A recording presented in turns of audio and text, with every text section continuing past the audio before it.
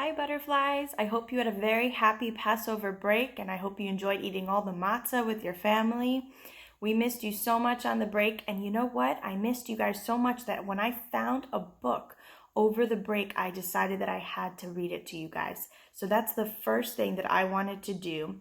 Now, this book is actually about Passover, which is funny because Passover has ended, but you know what? I thought this would be a fun way to end the Passover holiday with our school, and then we can move on to the next fun things that we're going to get to talk about. All right, you ready? So this book is something that I read when I was a little kid. This is called Let My Babies Go. It's a Passover story. You ready?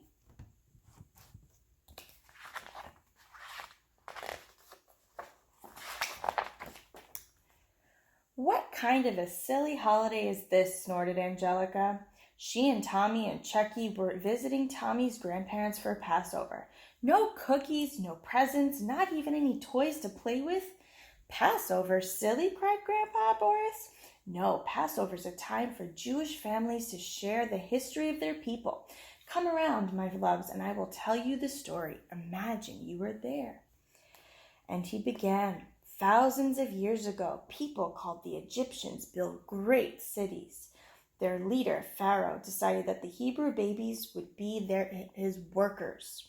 The workers were forced to move heavy stones and to work in the hot sun. Oh boy.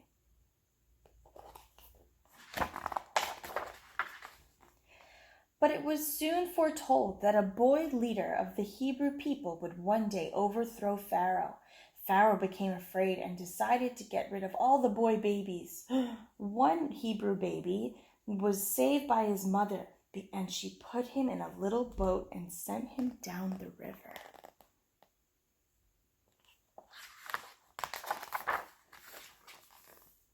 It wasn't long before Pharaoh spotted the little baby from the royal barge. "Hiya," cried Pharaoh. "Where are you from?" Up the river, I guess," said the baby, whose name was Moses. Pharaoh invited Moses to come back to the palace. Of course, Pharaoh did not know that Moses was actually a Hebrew.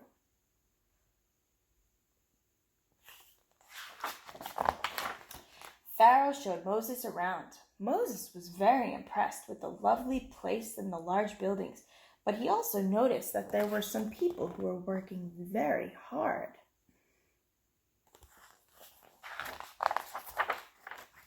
One day, Moses went up to those people and he said, "Hey, why are you all working so hard when you could be playing instead?" The Hebrew babies looked at one another. "Pharaoh says all the Hebrew babies must be his workers," they said to Moses. "But I'm a Hebrew baby too," cried Moses. And all the babies gasped. The Egyptians were angry when they found out that Moses was a Hebrew baby. They chased him away and he ran far away in the desert. Living in the desert, Moses forgot all about Egypt and Pharaoh and the Hebrew people. Then one day, a burning bush spoke to him. It told him to return to Egypt. Moses listened and returned to Pharaoh's palace. He stood before Pharaoh and cried, "Let my babies go." "No way," Pharaoh replied. "Why should I listen to a little Hebrew baby?" "You better," said Moses, "or I will let loose some plagues." Pharaoh just laughed and called to the guards to throw him out, but Moses didn't care, and he let loose the plagues.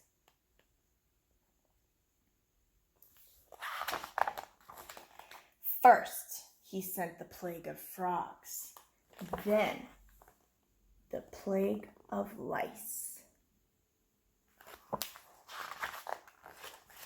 Next came the plague of darkness.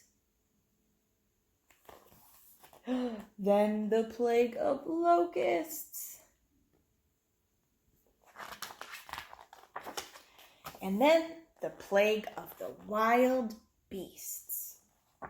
Okay, call off your plagues," cried Pharaoh. "I hereby decree that you babies can go free." "Hooray!" shouted the Hebrew babies. Just as the Hebrew babies were about to leave Egypt, Pharaoh said, "I've changed my mind. You've got to stay after all." Moses got so angry. "That's not fair, Pharaoh," he cried. "Since you didn't keep your promise, I'm going to rain down the worst plague ever. Tonight, the plague is going to come take away all the firstborn babies." "Psst, but what about us?" whispered a Hebrew baby to Moses. "Don't worry," said Moses. "We'll have a red mark on our door, which we will tell the plague to pass over our homes." And that is why this holiday is going to be called Passover. Finally, the Egyptians realized Moses meant business. "Okay, I changed my royal mind again," said Pharaoh. "Just call off these plagues and get out of here." The Hebrew babies left so fast they had to bring flat bread without any yeast in it. "We'll call this matzah," they said. But once more, Pharaoh decided that the Hebrew babies should not be set free. Pharaoh's army chased the babies all the way to the Red Sea. "Now what do we do?" the babies wailed as they looked to Moses for help. The sea was in front of them, Pharaoh's army behind them. They had nowhere to run. Moses looked up at the heavens, then at the sea. Lo and behold, the waters of the sea parted. The Hebrew babies cheered and ran between the waves to the other side.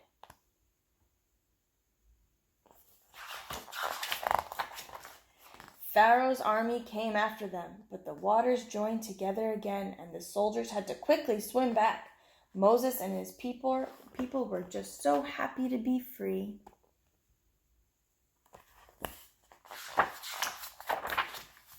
So every year we have a Seder and a ceremony that celebrates how Moses led the Hebrews out of Egypt to freedom. Grandpa Boris said as he looked around, "Did you like the story of Passover, guys?" Tommy and Chucky smiled at Grandpa Boris. "Hold on," said Angelica. "You call this a reason to celebrate? What about poor Pharaoh who had no more babies to boss around? And what about all those lice and frogs and stuff? How did Pharaoh get them out of the palace?" "If you ask me..." And then, just that moment, Grandma Minka came in carrying a tray. "Here you are, some Passover treats for all you good babies," she said. Said Angelica as she popped a treat into her mouth. "Like I was saying, if you ask me, Passover is a very cool holiday."